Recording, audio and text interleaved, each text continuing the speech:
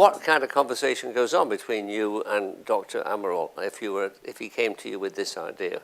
As an investor? Or No, within your own experience, because he talked about Lemelson. Well, these types of interactions between people with different backgrounds are at the heart of the invention process, because it's really diversity of experience where you find the greatest inventors. I mean, I think inventions and great innovators have three main characteristics. The first is being curiosity. People that are great innovators have a history of curiosity. That is, they encounter solutions every day for problems that they haven't yet encountered, and they put those in the back of their brains. And then when two people get together like this, one's cutting an orange and one is doing laparoscopy, it clicks.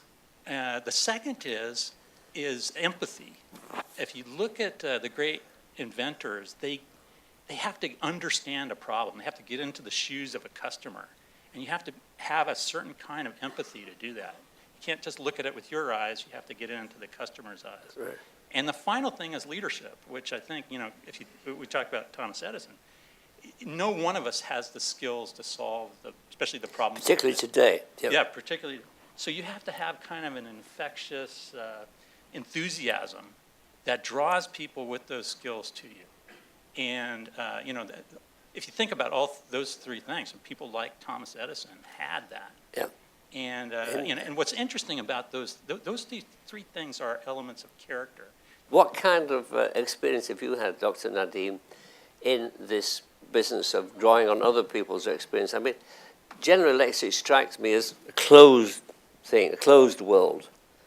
Am I wrong? Do you have much relationship with, you don't have any relationship with Siemens, do you? We do not have a relationship with Siemens, but we do have a relationship with, for instance, other companies who are adjacent to our How do you get over the problem that if you come to me and I'm in some kind of field where you may see some lateral benefit, that I'm not going to shoot my mouth off and get it patented or whatever? So I represent the Global R&D Center for GE. So that actually is the place where that kind of interaction happens. We are pre-competitive in many ways. So the kind of work that we are doing does ultimately translate into products, obviously. That's why we...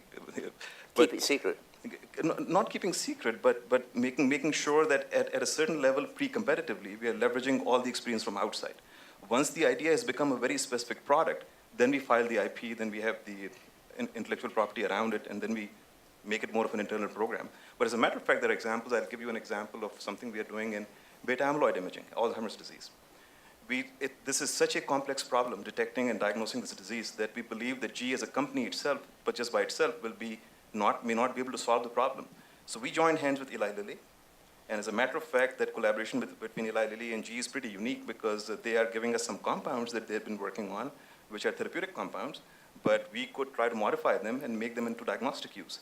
Now, if we were to go and do it by ourselves without getting the lead from Eli Lilly, for instance, it could be a 10-year problem.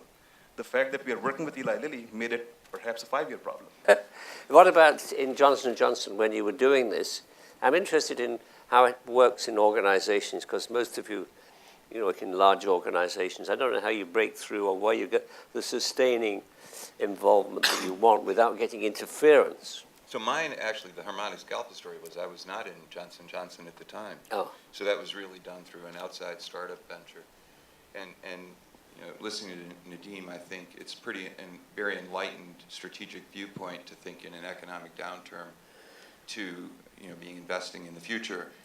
It seems to me to be the right thing to do, although the pressures of the street are to continue to maximize your profits, and typically under that circumstance, R&D in the future goes a little short shrift. So I think, though, Sir Harry, your question is one in which if you ask every major corporation in America how they do it, everyone will do it differently, and that there's no common formula, just like there's no common formula for the innovation process or an idea.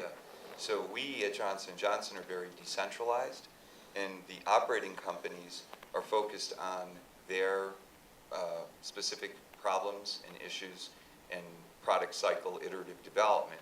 From a corporate standpoint, where I am, my role and the role of others like me is more focused on the future. So we are much more into open innovation, finding ideas that academic people have or inventors have, and helping them to make that idea into something that would be acceptable by the marketplace. You know, like, it really will make a difference for patients, or patients really need it, because lots of ideas just aren't. And making sure that that idea is affordable, because many things, there's a lot of great ideas, but nobody could afford them. So that's what we do. The early attempts at venture capital in the United States actually struggled for a long time. So it was called American Research and Development Corporation. Yeah, Started by in George 44 Dorio. Yes, and it was actually one of the founding partners was the president of MIT at the time. Compton was his name. Yeah, that's right. It struggled for many years because it was required to, the only way they could raise capital to then invest in small companies was in the public markets. It's very difficult for large corporations to recreate a new business, you know, to completely new That's business. a good point.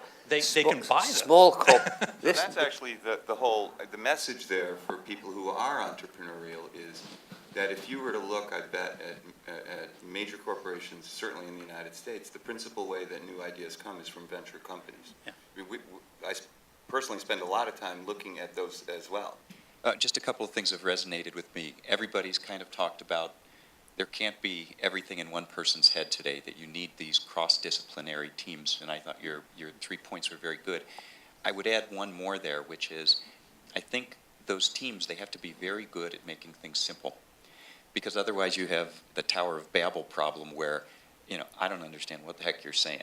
You know, and it's that you've all had that experience. You talk to some lawyers, you don't understand a word of what they've just said, and another lawyer can put it in very simple English, you understand what they're saying.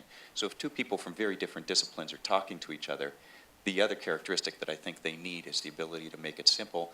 And oftentimes that's in the use of analogies and other things that aren't directly related to that industry. The other thing, we talked about the time necessary. This is, again, a little different, but we just did a study in the consumer packaged goods area.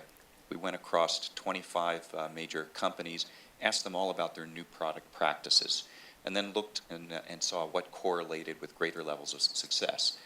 And to your point, the companies that were focusing on making the payback within a year were markedly less successful than the ones who had a 3 to a 5 year time frame. Okay, and you could see things like that very clearly. A few of the other things that we found that were interesting was we asked things like, do you have a blue sky group? Some companies did, some didn't. Is it at your headquarters or is it off-site? The ones who had it off-site, far more successful than the ones who had it right there in the mothership. And then the other thing that we found was a big discriminator was if the management team managed the ideas loosely, but the process rigorously. So the companies where we found senior management kind of getting in and trying to tweak the ideas and getting too involved in the ideas themselves and not letting the process, stage gate process. That worked badly, didn't it? That worked badly. Yeah. And the companies that had the most discipline in terms of stage gates, and they let the system determine the winners of the various new product initiatives, they tended to be far more successful than the ones that didn't. Everybody's in agreement here. I've learned a lot personally from what you've said. We have to move on. This is not a new venture. I mean, this panel's a new venture. We're not trying to destroy it. We've got to move on to the next panel. I want to thank Dr. Nadeem, Dr. Joseph, Dr. Michael Seema, and Joe for participating here. And we know we could keep them here for the next 3 or 4 years before we've exhausted what they have to say about innovation. So thank you very much. Thank you.